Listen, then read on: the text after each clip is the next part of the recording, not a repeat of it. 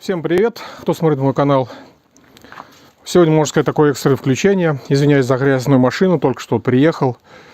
И, значит, такая радостная новость про то, что видео у нас будет сегодня про звук, писк, визг, вот это электромоторчик печки. Найдена причина, которую устранили.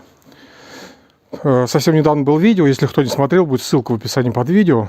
Переходите, смотрите, это будет первая часть. Это получается как бы вторая часть. Вот, в первой части мы рассказывали то, что один человек, зовут его Дмитрий, он, значит, все делал с моторчиком, у него пробег 37 тысяч на Равоне. Вот, он разбирал электромоторчик печки несколько раз, смазал подшипники, чистил коллектора, менял щетки. И в итоге получилось то, что какое-то время работает, прям чуток, там несколько часов, и потом начинает снова пищать моторчик. Было неприятно, уже не знали, что с ним делать. Вот так вот дистанционно переписывались, туда-сюда писали, давай так сделаем, давай так сделаем. То есть я ему говорю, он делает. Потому что если бы, допустим, у меня что случилось, я бы сам бы делал и все это на видео снимал. Но у нас получилось дистанционно. И буквально вчера было принято решение купить электровентилятор печки не оригинал, а Лузар. Вот. Хорошо, что не было его на складе в наличии, а то мы его купили.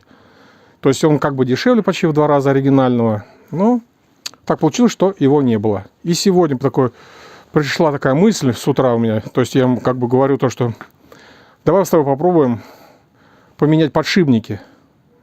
То есть не то, что их там промыть, смазать, а что получалось, вот еще раз напомню. Получалось так, что когда были морозы стояли, вот, электромоторчик горячий внутри, сильно крутился. Люди включали обороты чуть ли не максимальные. Он грелся очень сильно. И резкий поток воздуха шел, то есть холодный воздух шел с улицы. Вот, и когда он охлаждал двигатель, что-то получалось, какие-то микрозадиры в этих подшипниках. То есть, получается, вот этот Дима, он, значит, что делал? Он разбирал подшипники, говорит, они почти новые, то есть сальники эти выковыривал оттуда, а там новое все, абсолютно новое. Он забивал смазку, чуть поработает, и опять запищал. Вот, ну и сегодня решили подшипники, значит, поставить, другие, просто эти выкинуть, а другие поставить. Ну, вот сейчас там вставлю фотографию вверху, вот, то есть какие вот подшипники оригинальные стояли, вот там номер, по-моему, 608D, ну, D буква означает это тип сальника.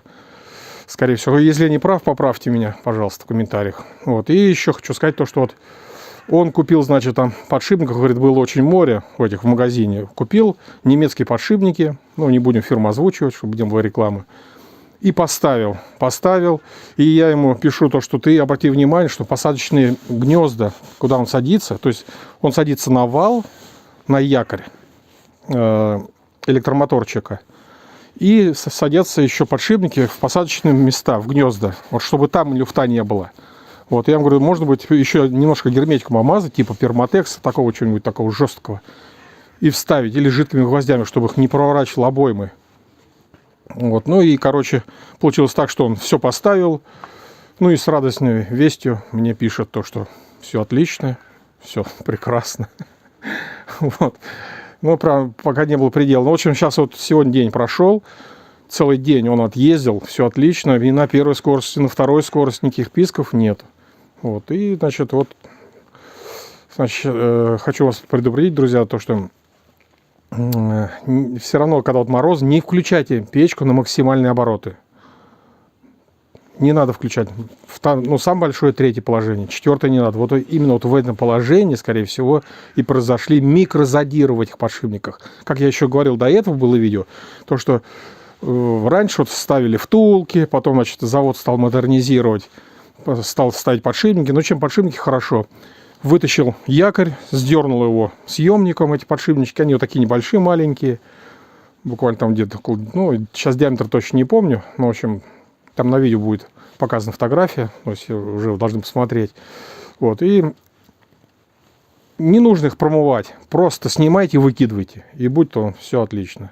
Ну, вот такое вот сегодня у нас коротенькое видео, потому что все просят, чтобы все быстро. Вот.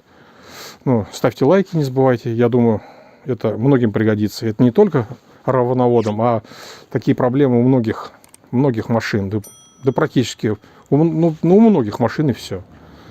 Спасибо, что смотрите. Всем удачи, всем пока, до новых видео.